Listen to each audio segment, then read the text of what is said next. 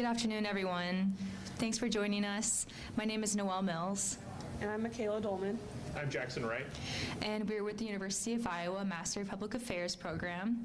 And this semester we got to partner with Muscatine Community College, Phi Theta Kappa in particular, and we were working on sustainability and environmental responsibility. So first we'd like to just give some acknowledgements. Thank you so much to Dr. Marie Ripslinger-Atwater for establishing the initial connection with IISC. Thank you to Dr. DeWinter and Dean of Instruction, Jeremy Pickard, for institutional support. And then also we'd like to thank our professors and all of the faculty and staff at the School of Planning and Public Affairs for preparing us to have a successful capstone project this semester. So first, to start with our project statement and scope, our project has been to working with MCC to help prepare incorporating policies and practices that help with waste reduction and emissions reductions to become a more sustainable campus. Our project has evolved a bit over the course of the semester, but it's anchored in 3 different areas. The first is guiding the student organization Phi Theta Kappa's Honors and Action Project for the fall. The second is the assessment of attitudes and behaviors regarding sustainability here at in the MCC community. And the third is the creation of a framework for MCC's development of a long-term sustainability plan. Throughout the semester, our project team has been committed to incorporating diversity, equity, inclusion, and justice principles into our work, offering opportunities for engagement for all members of the MCC community, and involving key stakeholders in the project in project development and decision making so that we could avoid any negative impacts towards low-income and minority populations.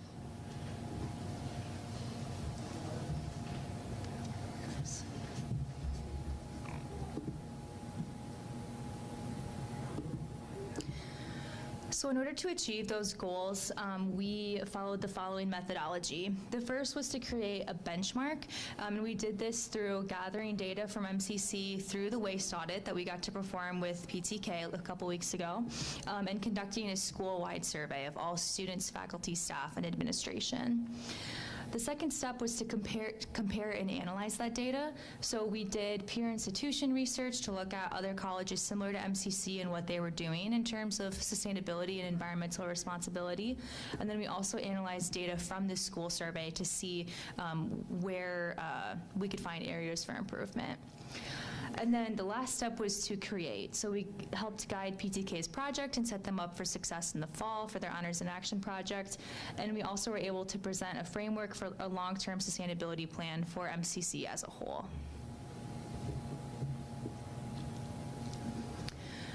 So like I said, the first step was to create a benchmark and do data collection. So we got to do the Ptk Waste Audit a couple weeks ago. We took contents of the paper, cardboard recycling, cans and bottles recycling, and trash bins from 2 locations on campus, one being the library and one being the student commons. We then separated the waste into what belonged and what didn't belong. And then we were able to gather qualitative data on how much contamination was present in those recycling bins.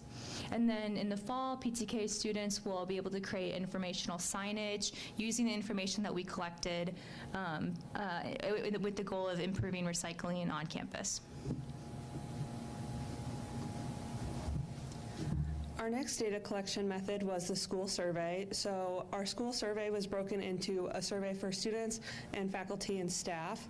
So we created the survey and workshopped it with several faculty members within the School of Planning and Public Affairs for their expertise.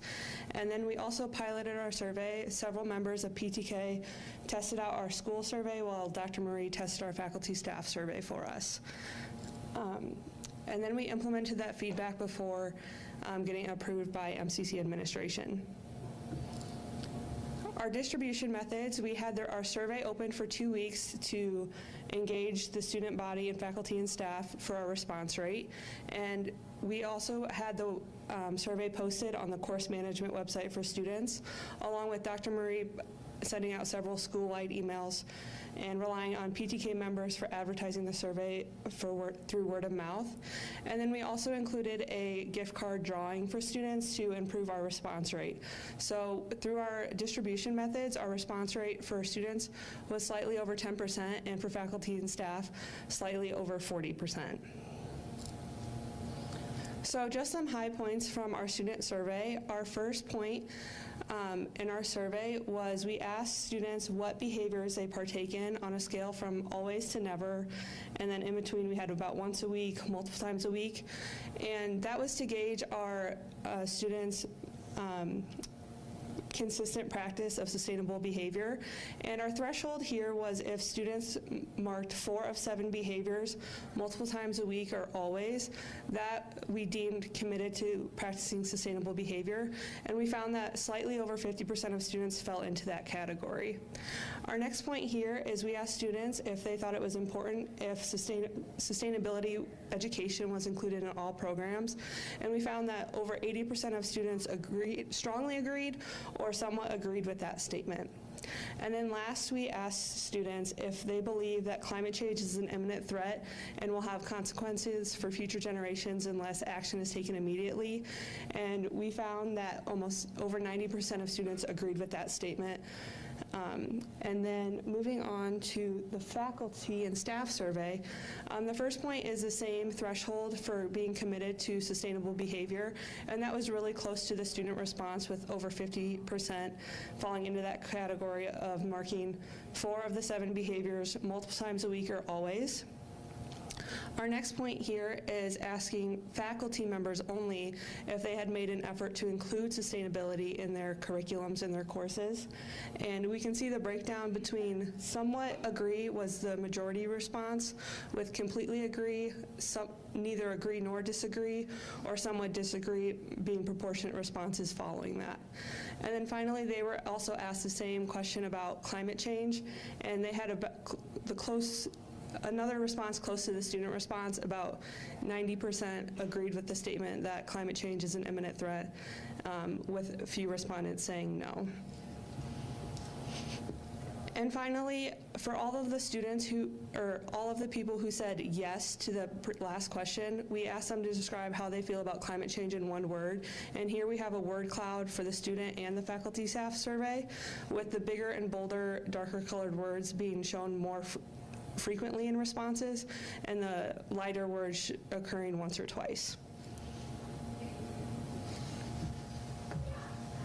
To establish a baseline that we could develop the framework for the long-term MCC sustainability plan, we conducted a thorough review of sustainability and environmental responsibility plans, or SCR plans, at institutions that could be considered peers to MCC. Institutions were evaluated by their type, whether they were 4-year or they offered 4-year or 2-year programs, their size, the number of students served, and their geographical size, the location, whether they were in the state of Iowa and also elsewhere, and the availability of the access to online access to their sustainability plans as well.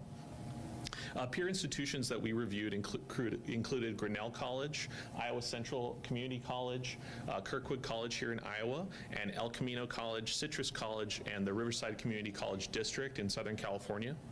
After comparing all of the different aspects of the different sustainability plans and assessing MCC's capacity and analyzing the survey data and all the other data that we gathered, we developed an outline of how these institutions develop their SER plans, and then some of our suggestions for MCC to include in a long-term sustainability plan.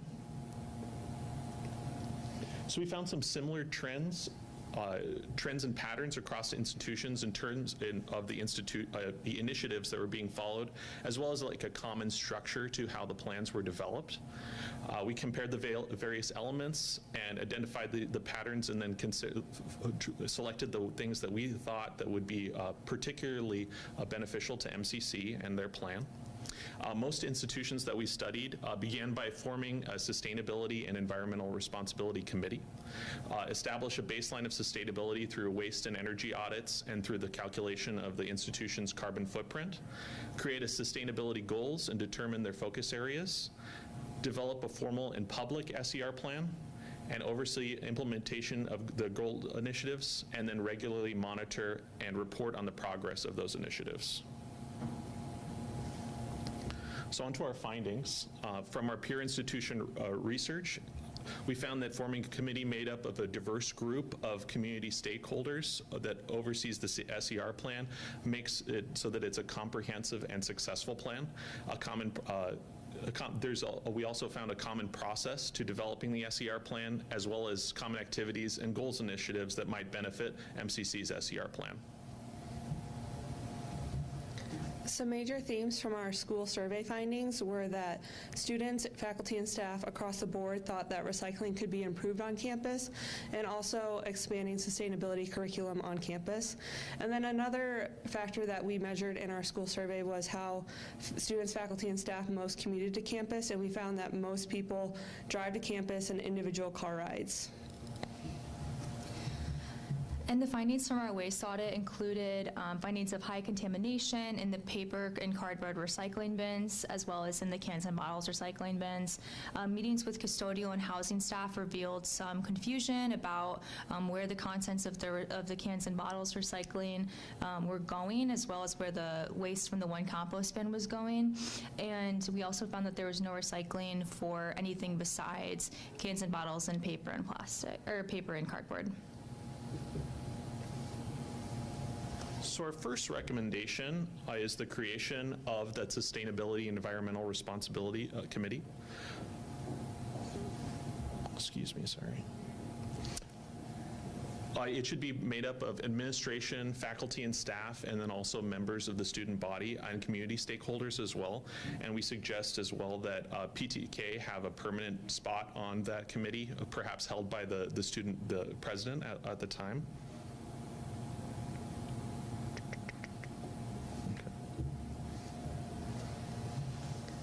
Our second recommendation is for MCC to join the Association of Higher Education for the Advancement of Sustainability in Higher Education, or hire a consultant for sustainability.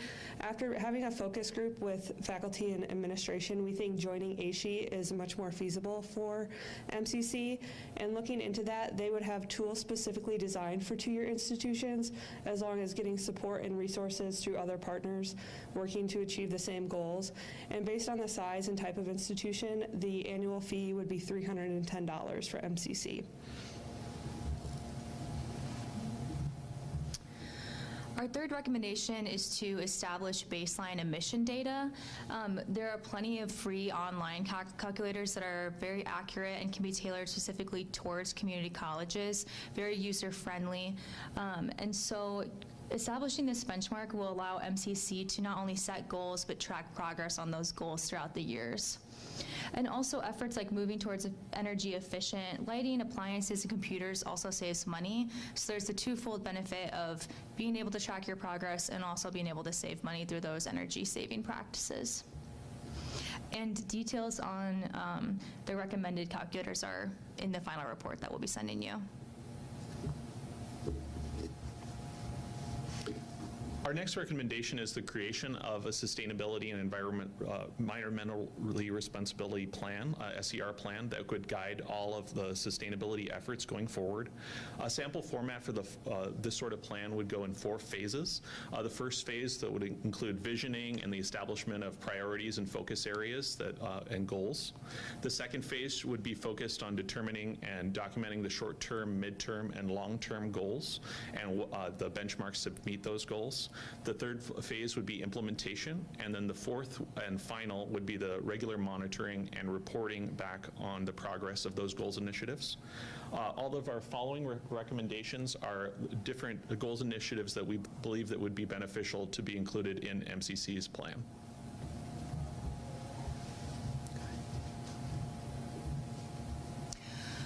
So the first of these examples of projects or initiatives that could be in the SER plan is to improve the MCC waste management system. Like I said before, we saw high contamination in recycling bins, and there was also nowhere to put plastics, metals, things like that. And so we think switching to a single stream recycling system with your current contractor, Republic, could be helpful in not only reducing contamination, but increasing the amount of waste that is being recycled instead of thrown in the trash. And we also know that groups like PTK may be collecting cans and bottles to redeem for that 5-cent return. And so we recommend perhaps keeping the cans and bottles separate for that opportunity. And then, of course, you'd have to invest in new recycling bins that allow for that type of recycling. And we also recommend increasing communication about recycling on campus and just having everyone be more on board with where the composting is going, who's taking the cans and bottles, things like that, just so everyone feels comfortable with how waste is being managed on campus. Our sixth recommendation is to increase sustainability in the curriculum. So 80.4% of our respondents either completely or somewhat agreed that they think that sustainability should be a key piece of MCC education. And also we're seeing that companies are looking towards sustainability as one of their top priorities. And we learned through our focus group with MCC administration that a diversity-rich course design is already in place, and so we think potentially following the diversity-rich course design would help increase sustainability in the curriculum, but not create an additional requirement that might be a barrier to graduation. Our next recommendation is work to encourage low-carbon transportation. We also learned through our focus group that MCC, or Muscatine as a whole, isn't quite biker-friendly yet in the community, and also common barriers for people using public transportation includes the route accessibility and time accessibility aligning with work and class schedules.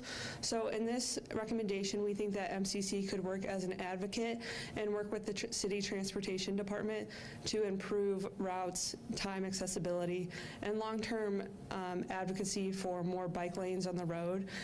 And then MCC internally could work on improving public transportation through advertising and subsidies. And our eighth recommendation is to create a campus farm or garden. This recommendation really came twofold, as we became aware that at MCC, many students struggle with food insecurity, and this recommendation doesn't necessarily bring the greatest results for reducing carbon emissions, but research shows that this type of hands-on activity really bridges the gap between student interest and interest in sustainability. So having this learning opportunity that's hands-on can really bring student involvement up into the SER plan for MCC, while also potentially addressing some food security needs.